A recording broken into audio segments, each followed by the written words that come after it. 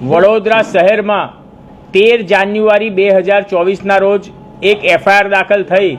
તે એફઆઈઆર દાખલ કરાવવામાં વડોદરા શહેર પોલીસ કમિશનરનો ખૂબ આભાર હતો, કારણ કે આ ભાઈ જે ફરિયાદી છે ચુનિલભાઈ હનુમાન રામ ચૌધરી તમિલનાડુ ખાતેથી વડોદરા આવ્યા હતા। 3 દિવસથી અલગ અલગ પોલીસ સ્ટેશનમાં, તાલુકા મથકમાં ને બધે ફરતા હતા, પરંતુ કોઈ એમની ફરિયાદ નહોતું લેતું। તમિલનાડુ પોલીસ પણ એમની ફરિયાદ નથી લઈ રહી, પરંતુ એને વેબસાઇટ પર ઓનલાઈન સાહેબનો નંબર શોધ્યો અને કમિશનર સાહેબને આદેશ કર્યો તો સયાજીગંજ પોલીસ સ્ટેશનમાં જે ગુનો નોંધાયો, પરંતુ ગુનો લાગે છે એટલો સરળ નથી।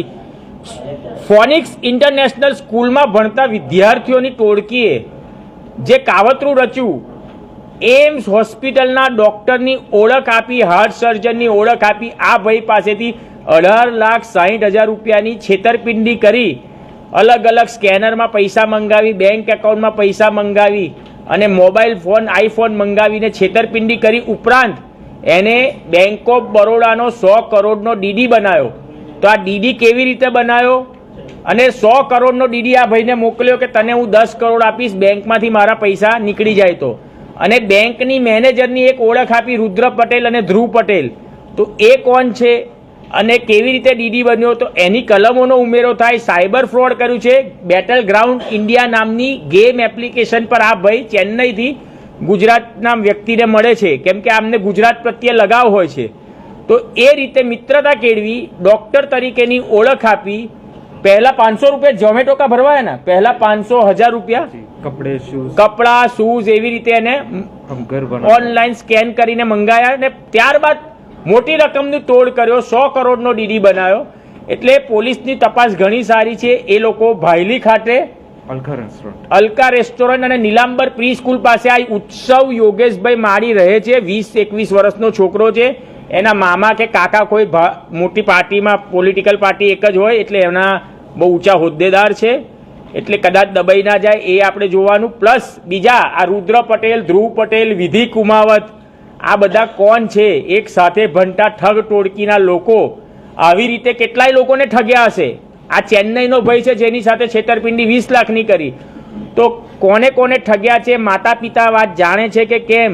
ભાયલી ખાતે રહે છે, તેમને આજે પણ 13/1/24 થી લઈને આજે 2 ફેબ્રુઆરી 24, આજે 20 દિવસથી આ લોકો ખુલ્લે આમ ફરી રહ્યા છે। તાત્કાલિક ધરપકડ થાય અને એમના વિરુદ્ધ આ બોગસ ડિમાન્ડ ડ્રાફ્ટ કેવી રીતે બનાવ્યો, બોગસ કાગળિયા કેવી રીતે બનાવ્યા, તો 465, 67, 68, 71ની કલમ લાગે, કાવતરાની કલમ લાગે અને સાયબર ક્રાઇમ, કારણ કે ઓનલાઈન કોન્ટેક્ટ કર્યો છે આ ભાઈનો, આ ભાઈના ડેટા હેક કર્યા છે, આ ભાઈના ફોનની ગેલેરી હેક કરી છે અને ડોક્ટર તરીકેની ઓળખ આપી છે। તો સાહેબ 406, 420 એટલે વિશ્વાસઘાત અને છેતરપિંડી। પરંતુ હું પોલીસ નથી ને પોલીસની ઓળખ આપું, હું વકીલ નથી ને વકીલની ઓળખ આપું, તો ખોટી ઓળખ આપવાના ગુનાની કલમ પણ લાગવી જોઈએ। તો અમારી તો એ માંગ છે કે કોર્ટમાં રિપોર્ટ કરીને કલમોનો ઉમેરો થાય। એફઆઈઆરમાં જ લખેલું છે કે એમ્સના ડોક્ટરની ઓળખ આપીને છેતરપિંડી કરી। જ્યારે એ ભાઈ એમ્સનો ડોક્ટર જ નથી, જ્યારે એ ભાઈ વિદ્યાર્થી છે કે વિદ્યાર્થી સ્કૂલમાં હતો, તો શા માટે આપણે ખોટી ઓળખ આપવાની કલમ ના ઉમેરીએ? કારણ કે 406, 420 7 વર્ષથી નીચેના ગુનામાં આવે ને તરત જામીન મળી જાય અથવા તો અઠવાડિયામાં છૂટી જાય। એટલે આપણે એમના ઉપર ગંભીર કલમો લગાવી જોઈએ। વડોદરા પોલીસ કમિશનરનો તો આભાર જ છે કે એમને લીધે જ આ ભાઈને ન્યાય મળ્યો, પરંતુ હજુ તપાસ અધિકારી કડક કલમોનો ઉમેરો કરે ને યોગ્ય તપાસ કરે એવી અમારી માંગ છે। મુખ્ય આરોપીની ઉંમર કેટલી હશે? 20 વર્ષની ઉપર કોઈ આરોપી નહીં હોય। મુખ્ય आरोपी उत्सव की उम्र कितनी होगी सर? उत्सव की उम्र फिलहाल 19 चल रही है सर। 19 चल रही है सर। राजकीय नेता कौन है? રાજકીય નેતા એના મામા કે કાકા છે, नाम नहीं खबर? નામ હમણાં રેકોર્ડ પર એને એના મામાએ જે પોલીસ પાસે તો રેકોર્ડ પર છે જ, કેમ કે સમજ યાદી એના મામાને આપેલી। ખ્યાલ હોય તો તમે કહી શકો ને કોણ છે એવા રાજકીય નેતા જે આવા સપોર્ટ કરી રહ્યા છે છોકરાઓને? પોલીસ કહી શકશે, કારણ કે આ તપાસનો વિષય છે। અમે નામ હમણાં કહીશું તો તકલીફ થાય। પોલીસ પાસે એટલે એ રાજકીય નેતા છે એવું પોલીસને પણ નહીં ખબર હોય, પરંતુ અમે વડોદરામાં વર્ષોથી કાર્યરત છે એટલે એના નામ પરથી ખબર પડી ગઈ કે આ માણસ તો આ પક્ષનો આ જગ્યાએ ઇન્ચાર્જ છે, આઈટીનો કે કોઈ બી વિધાનસભાનો। એ મને, હું વડોદરામાં વર્ષોથી છું એટલે મને ખબર છે અને સમય આવશે એમનો બી ખુલાસો કરીશું। જો આ ભાઈને ન્યાય માટે તકલીફ પડવા કદાચ એવો રોલ ભજવશે कि न्याय नहीं મળે तो हमें खुला एमने उसके मामा ने ऑफर किया था कुछ सर उसके मामा ने 8,50,000 ऑफर किए थे एफआईआर के पहले। એ જ નેતા तो વાહ બોલો બોલો પૈસા શા માટે માંગતા હતા? એના મામાએ શું હવે सर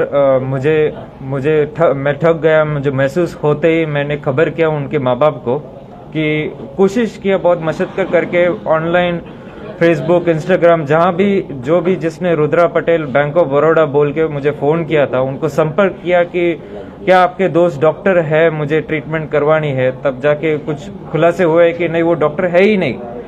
तो मुझे जख्मा लगा और मैं 10 दिन हॉस्पिटल भर्ती होके मुझे बहुत मशक्कत करके तमिलनाडु पुलिस की हेल्प लेनी पड़ी। पर समय इतना 200 दिन हो चुके थे, कार्यवाही बहुत धीरे चल रही थी और जब एनओसी नहीं मिला मैंने सीएसआर लेके यहाँ पे वडोदरा आ गया था। तो आने के बाद तरह तरह की बात चल रही थी कि ये उनकी जुरिडिक्शन नहीं है, इसके लोकेशन में हम नहीं जा सकते। मुझे जेपी गोत्री स्टेशन वडोदरा तालुक ऐसा मुझे भेजा गया था। तब जाके मेरे पास कोई चारा और नहीं था कि कमिश्नर साहब की मदद मांगनी पड़ी। तो वह जब कमिश्नर साहब का फ़ोन मैंने लगा के बात किया कि मुझे ऐसा मदद कीजिए, मैं चेन्नई से आया हूँ, तो उन्होंने ना केस फाइल पढ़ने के उनको आभास हुआ कि मैं बहुत परेशानी में हूँ और बिना केस फाइल पढ़े उन्होंने मुझे सीआई साहब को असिस्टेंट में भेजा गोत्री स्टेशन में। और सीआई साहब को केस फाइल फॉरवर्ड करने के बाद मैं कहाँ से आया हूँ मेरा प्रूफ देने के बाद उन्होंने सिर्फ स्टडी करके 25 मिनट में रिजल्ट निकाल के एस्कॉर्ट करके कार्रवाई करके उत्सव को पकड़वाया।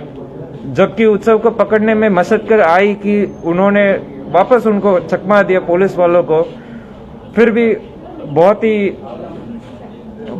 ही अच्छी तरीके से उनको कार्रवाई करके उसको पकड़ के गोत्री स्टेशन में लेके आया गया। उसके बाद पिटीशन डाल के जहाँ पे घटना घटी अलका रेस्टोरेंट वडोदरा और सयाजीगंज में जाके एफआईआर दाखिल हुआ 13 तारीख को। एफआईआर से पहले इलाज क्या था? किस इलाज के लिए आप पैसा दे रहे थे उसको? क्या सर उसने अपने आप को बहुत बड़ा आदमी समझा और मैं बहुत ही इंग्लिश में बोल सकता हूँ सर। आपको क्या तकलीफ थी? आप इलाज के लिए क्या पैसा दे रहे थे? किस इलाज के लिए? Sir he was trying to monopoly me.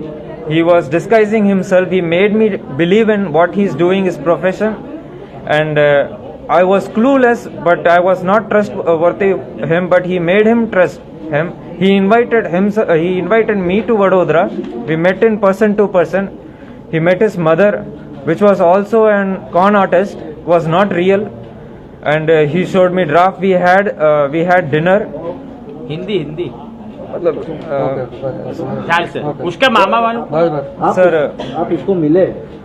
Sir मिले पुलिस स्टेशन में। मतलब उसके पहले 2021 में आखिरी महीने में उसको मिला था। उसने इनवाइट किया मुझे उसके बर्थडे पे, पर वो उसका बर्थडे नहीं था, वो भी झूठ था क्योंकि उसका इसको मिले थे? जी सर। तो आपको देख के ऐसा लगा कि वो नहीं छोटा सर, बच्चा है जो या फोटो कोई मैंने बंदा दिए थे नहीं? उसने सफेद बाल किए थे, पुराने कपड़े और प्रोफेशनल बूट्स पहन के आया था वो। और उसके हाथ में 2 अंगूठी और एक चेन था, 2 तोला का चेन वो उसने पहना हुआ था, $8। तो मुझे विश्वास नहीं हो क्योंकि फिर भी उसने प्रोफेशनली से इंग्लिश में बात किया और विधि कुमार बार रेस्टोरेंट में उसको फोन कर रही थी और उसने चालबाज से उसने मुझे बोला कि मुझे ऑपरेशन करना है, अभी भी दिल्ली जाना है। विधि कुमार मुझे बोल रही है वो ऑपरेशन स्टैंड बाय में रखी है। ओवर द मतलब जब हम खाना खा रहे हैं फोन्स आ रहे थे बहुत विधि कुमावत की, तो वहाँ पे ठीक है मुझे उसका सिचुएशन मतलब है धोखा दिया गया, पर वहाँ पे मैंने जज किया कि जी के उसका सिचुएशन है, उसको निकलना है। उसने बोला कि तुम अपने होटल में जाओ, तब कि उसने वादा किया कि वडोदरा इनवाइट करने के पहले कि मेरा बंगला में बना रहा हूँ, मेरा घर आके जाना। पर जब से वो आया न्यू अलकापुरी रेस्टोरेंट में, वो BMW कार से उतरा और मुझे सामने से ग्रीट करके अंदर बुलाया। हमने वेटिंग लेके अंदर जाके डाइनिंग की। तब तक 9 बज चुके थे और मेरे होटल जा चुका था। उसने 10 बजे वादा किया दोबारा कॉल करूंगा ऑपरेशन के बाद, और 9 बजे कॉल आया कि मैं तुझे मिस करूंगा, मैं अभी दिल्ली जा रहा हूं। तो मैं एक बार फिर से पूछ रहा हूँ, आपको कुछ प्रॉब्लम था? अभी इलाज के लिए करवा रहे थे? मेरा मेरा है उसका। शारीरिक फिजिकल प्रॉब्लम था हार्ट का या कुछ? आपको क्या प्रॉब्लम क्या था?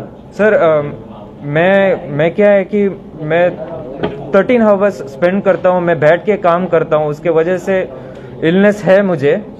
और मैं जो काम बैठ के काम करने की वजह से मेरे फिजिकली एक्टिव नहीं है, तो मुझे स्ट्रेस, स्ट्रोक्स और गैस्ट्रिक प्रॉब्लम्स बहुत कुछ झेल रहा था। और उत्सव ने सामने से बोला कि मैं हार्ट डॉक्टर हूँ, तुम्हारा इलाज करूँगा मैं एम्स में, तो तुम डरना मत, तुम कभी मरना मत, मैं तुम्हें मदद करूँगा।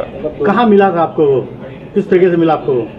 How you meet first time? Sir first time जब gaming platform Battle Ground Mobile शुरुआत हुई, वो शुरुआती दौर पे वो प्लेटफॉर्म पे हम मिले थे और हमने बहुत अच्छे दोस्ती बनाई थी दोस्तों के साथ, जो आज भी मेरे पास है। पर उत्सव ने मुझे बहुत ही उसने मुझे जाल में फंसा के उसने अपने आप को विश्वास दिला के रिलेशनशिप बनाई। और मेरे परिवार वाले जानते हैं कि मेरे बहुत बड़ी परिवार जानते हैं कि मेरा एक दोस्त है गुजरात से, वो हार्ट सर्जन है। और जब मालूम पड़ा कि वो हार्ट सर्जन नहीं है, उसी बात एम्स में मेरे भाई गए थे, उसका ब्लड कैंसर था, तो हमने तभी मार्च में उसको फ़ोन किया था, मदद मांगा था मैंने उसको कि मेरा भाई वहाँ पे एम्स में है, तुम कुछ मदद करोगे क्या? उसने बोला कि नहीं, मेरा ड्यूटी अभी फिनिक्स इंटरनेशनल हॉस्पिटल में है, मैं फिनिक्स इंटरनेशनल हॉस्पिटल में हूँ। और ये सब जानते हुए ही मैंने जब कार्रवाई करने की शुरुआत की कि यहाँ फिनिक्स हॉस्पिटल ऐसा है, गूगल करके मैंने वहाँ पे पूछा था कि सर आप कोई उत्सव माली जानते हो क्या?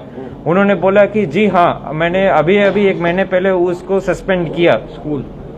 तो सर क्या आप मुझे मदद कर सकते हैं कि उत्सव ने मुझे ठगाया है इतने लाख रुपए, तो मुझे बहुत बड़ा नुकसान झेलना पड़ा है, कर्ज में डूब चुका हूँ 35 लाख तक, तो आप क्या मुझे मदद करेंगे? उन्होंने बोला कि मैं पूछ के बताऊं, तब कि उन्होंने मेरा कॉल ब्लॉक कर दिया। और दूसरे नंबर से संपर्क करने के बाद उन्होंने ये बोला कि सर हम आपको कोई मदद नहीं करूंगा। मैंने बोला कि सर आप क्या मुझे उसके माँ बाप के नंबर देंगे? तो उन्होंने बोला कि माँ बाप का नंबर भी मैं नहीं दूंगा आपको, अगर आप केस फाइल करते हैं, कोई ऐसा बात करते हैं, तो मैं उनको संपर्क करूंगा और मेरे तरफ से मैं उनके माँ बाप को बोलूंगा। ओके, अब वडोदरा आए हैं, क्या डिमांड है आपकी, क्या चाहते हैं?